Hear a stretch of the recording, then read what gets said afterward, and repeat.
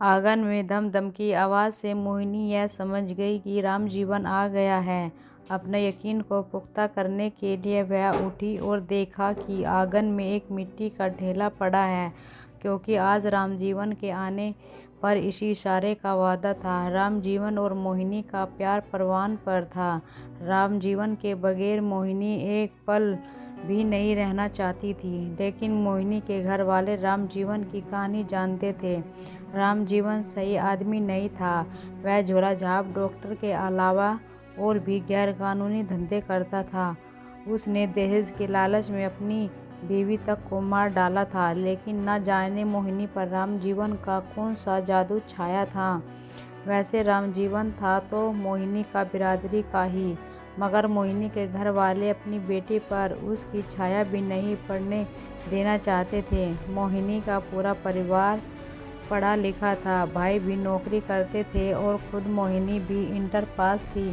रामजीवन को आया जान मोहिनी के जेवर या नकदी एक थैले में डालकर छत पर चढ़ गई। घर के सभी लोग सो रहे थे। सारे गांव में सन्नाटा था। आज गली के कुत्तों को भी नींद आ गई थी। उनका भौंकना बंद था। वह धीरे धीरे चलती हुई पिछवाड़े की मुंडेर पर पहुंच गई।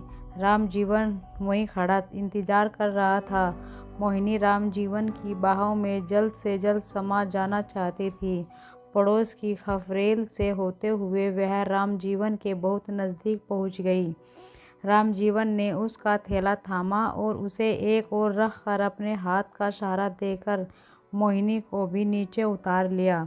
रात आधी से ज़्यादा बीत गई थी। दोनों साथ रात चलते रहे। सुबह होने तक वे एक कॉफ़ी सुनसान जगह पर आकर रुक गए। सवेरा हो गया था। जहाँ वे लोग रुके थे वहीं पास में ही रामजीवन का खेत था, जहाँ रामजीवन के खास साथी डेरा डाल कर रहते थे। मोहिनी को वहीं छोड़ रामजीवन अपने एक साथी को ले आया। उस साथी को मोहिनी के पास बैठाकर रामजीवन खुद खाना खाने के बहाने एक और चला गया। जाते जाते रामजीवन ने मोहिनी से झोले में क्या क्या है जानना चाहता था। तब मोहिनी ने बताया था कि 80,000 की नकदी और सोने चांदी के जेवर हैं। एक नज़र थैले पर डाल मोहिनी को तसल्ली देते हुए वह बोला, इसमें अपने साथ ले जा रहा हूँ। कुछ नकद और इंतजाम करके मैं शाम तक आ जाऊँगा, फिर कहीं दूर चले जाएंगे। वहाँ बैठी साथी, जिसका नाम शंकर था, उनकी बातें गौर से सुन रहा था। शंकर जानता था कि आज ठाकुर सोने की चिड़िया फंसा कर लाया है, लेकिन वह चुप था। दिन बीता, रात आई, लेकिन रामजीवन नहीं आया। अब शंकर से रहा नहीं गया। वह बोला, कहाँ रहती है आप? किशनपुर में, मोहिनी ने जवाब दिया। अच्छा, जहाँ मालिक डॉक्टरी करते हैं? शंकर ने पूछा। मोहिनी चुप रही। शंकर ने फिर पूछा, क्या नाम है आपका? मोहिनी, उसने छोटा सा जवाब दिया। जैसा नाम वैसा गुण, शंकर कहे बिना नहीं रह सका। सचमुच वह रात में चांदनी की तरह चमक रही थी। शंकर ने पूछा, घर क्यों छोड़ा आपने? मोहिनी ने लजा कर कहा, तुम्हारे मालिक के साथ रहने के लिए। शंकर मन ही मन सोच रहा था, अजब जादू चलाया है मालिक ने, न जाने क्या हाल होगा इसका। फिर उसने सोचा, बेवकूफ़ लड़की, तूने ठीक नहीं किया। माँ बाप हमेशा अपनी औलाद का भला ही चाहते हैं, बुरा तो सपने में भी नहीं सोच सकते। कसाई भी अपनी बच्ची को खुश व खुशी देखना चाहते हैं। मन ही मन शंकर चुप रहा। इसी दौरान किसी के पैरों की आहट से उनका ध्यान बटा। रात के 10 बज चुके होंगे। दोनों चौकन्ने हो गए। दूर कहीं सियार की डरावनी आवाज़ सुनाई दे रही थी। पास आता एक चेहरा अब साफ दिखाई दे रहा था।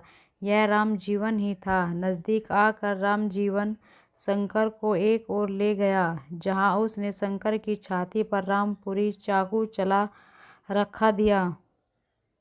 शंकर के पैरों तले जमीन खिसकने लगी। सामने मौत जो खड़ी थी, उसका हलक सूख गया था। रामजीवन ने कहा, मरना चाहते हो?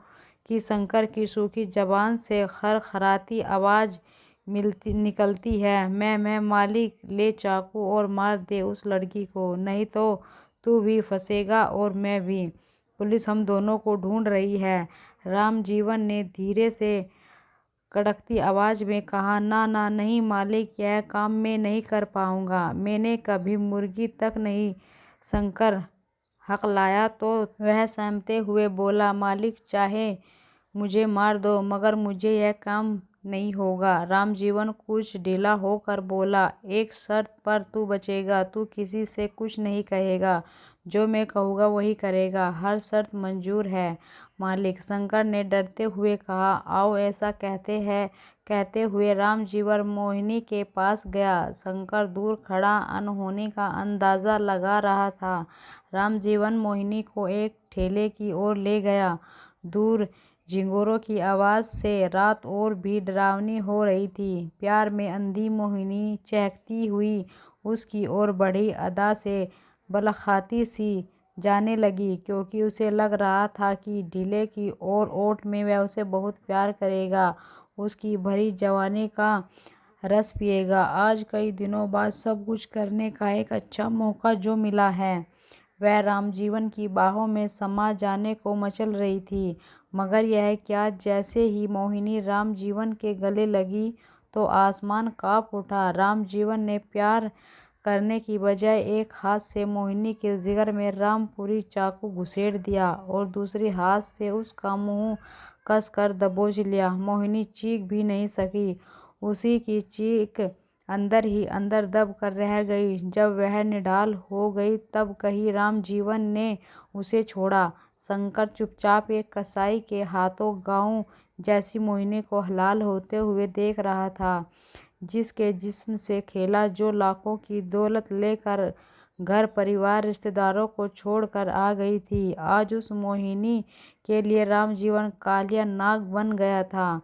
खड़े खड़े क्या देख रहा है, ले इसकी लाश उठा। उधर से रामजीवन की आवाज से शंकर सोते सा जागा और मशीन की तरह उसने मोहिनी को एक तरफ से उठा लिया। फिर दोनों उसी एक ढाल में एक गहरा गड्ढा देखकर शंकर समझ गया कि रामजीवन अभी तक क्या कर रहा था। उसी गड्ढे में मोहिनी को हमेशा के लिए दफना दिया गया, मानो प्यार की दौलत ही दफना दी हो। अगर दोस्तों आपको यह कहानी अच्छी लगी हो तो कमेंट में ज़रूर बताइएगा और वीडियो को लाइक व शेयर भी ज़रूर कीजिएगा और चैनल पर नए हो तो चैनल को सब्सक्राइब भी ज़रूर कीजिएगा।